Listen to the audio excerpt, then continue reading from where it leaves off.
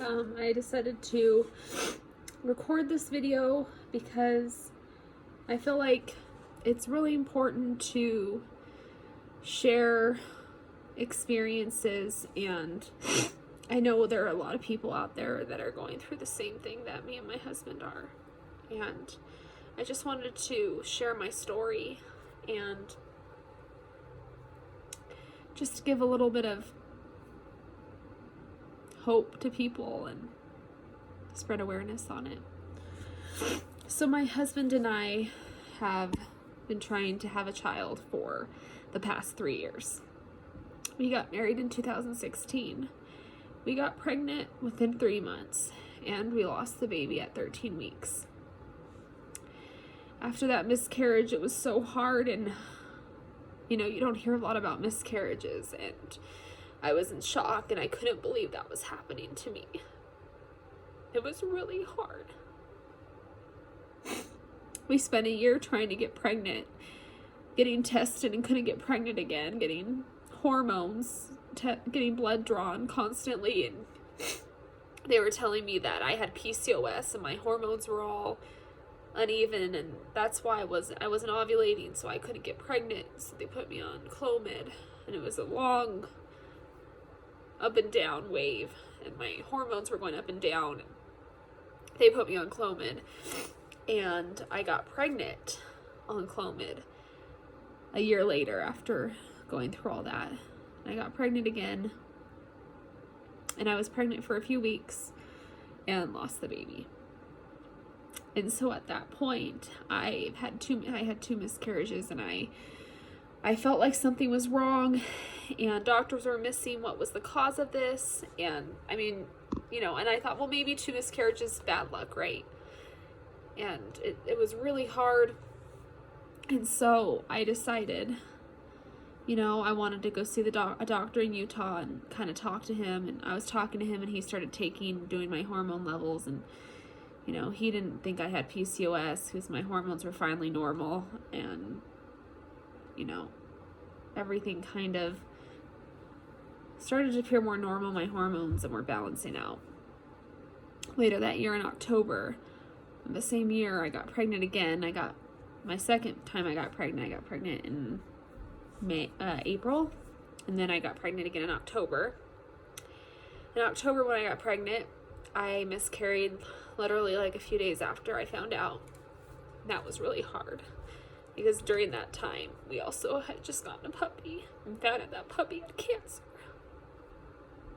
So we had to put that puppy down after having it for only 2 weeks, and I was losing a baby at that same time. Then, after that, we got pregnant a few weeks later in December, and I thought to myself, maybe it's a miracle, maybe it's meant to be. I can't believe this is happening again. And after that, we had our 4th miscarriage of December 2018. That was a year ago. And it was so hard. We had 4 miscarriages, and I told myself, there's no way I can do this again. I can't go through it. I'm not strong enough. And this whole year, we've kind of decided, we went and saw a specialist, kind of sat down with him, a miscarriage specialist. And he tested my blood and did all this blood work, and I did an HSG to look at my uterus, and everything came back normal.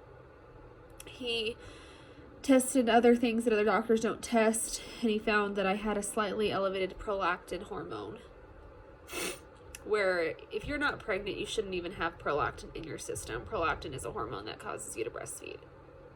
So he prescribed me some medication, and that medication got rid of the prolactin.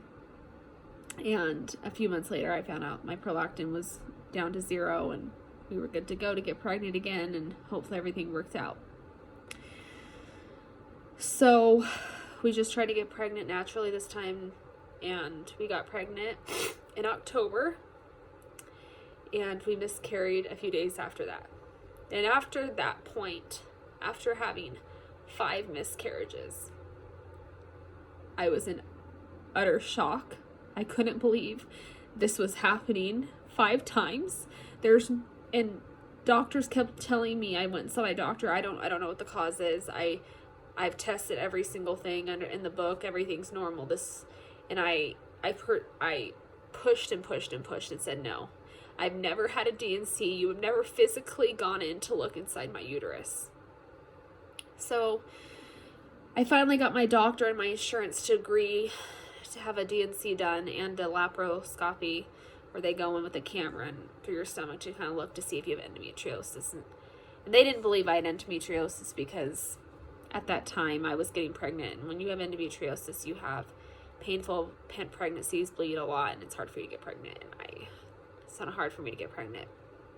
So they went in, and my doctor wasn't hopeful, didn't think he was going to find anything, said he did ultrasounds, had an HSG, everything looked normal. There's no fibroids, no polyps, nothing. But he was hopeful that maybe he would find something.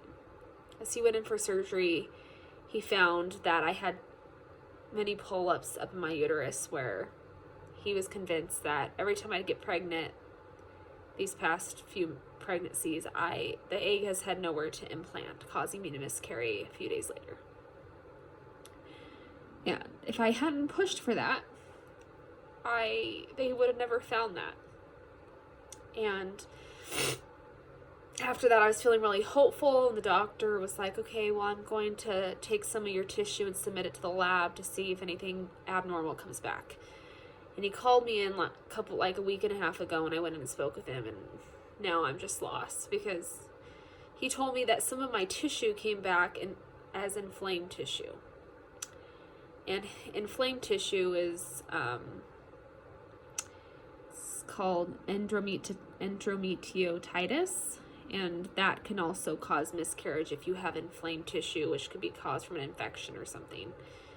Miscarriages can cause infections, and he said, I'm not sure, because you were on your period when we had the surgery, and you could have had these tissue up there due to your period. I'm not sure if this is another reason that could have been caused for it. And so now I'm just feeling very lost. I don't know what to do, and he wants me to go speak to a specialist, just to pick the specialist's brain and ask him if he thinks like inflamed tissue could also be a cause. Having a little bit of inflamed tissue, it's a type of cells that are, he gave me the name of the cells, I can't really remember what the cells were called. A mixture of different cells in the tissue while I was on my period, if that's normal or not. If it's not, they just prescribe you antibiotics and hope for the best. So I'm just feeling really lost, and Kyle and I, a week and a half ago, I took an ovulation test because we were going to try right away. The doctor said I was good to try again.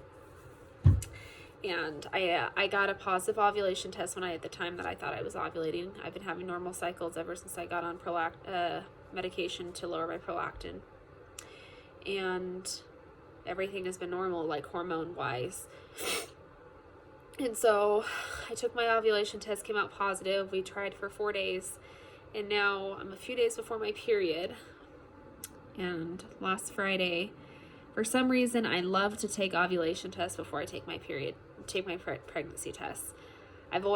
These past 4 pregnancies, I've always taken ovulation tests before, and they always come out positive, like when I'm pregnant.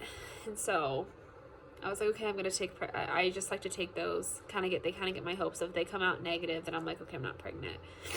I'm not going to take a pregnancy test. But I took one last Friday, and it was positive. And it has been positive Friday, Saturday, Sunday, Monday, Tuesday, and now it's Wednesday, and it's been positive for the past 5 days. I took a pregnancy test last night, and it came out negative. So I'm just feeling really frustrated because I shouldn't be having positive ovulation tests. I ovulated 2 weeks ago, so why am I getting positive ovulation tests again? That means my hormones are out of whack again, and that's a sign of PCOS when you're getting positive ovulation tests all the time. And I thought my hormones were finally normal, and I'm exhausted, and I don't know what to do. I'm going to take a few weeks off for myself. Christmas is next week, and I need a break from all of this. And I just want women to know that, you know, you're not the only one going through this. There's so many women out there that I've met and I've talked to who are going through the same thing, and we understand. I understand what it's like to not want to go on Facebook or Instagram because you don't want to see another pregnancy announcement. I understand what it's like to go to church and have everyone pregnant around you and having babies and feeling so happy for them, but at the same time crying inside. I get it, and it's so hard. But there's hope at the end of the tunnel. I hope one day I can look at this video and be able to share good news eventually one day that we have children. It's just a really difficult road, and I just wanted to be able to document it. All right, well, thank you. Love you guys.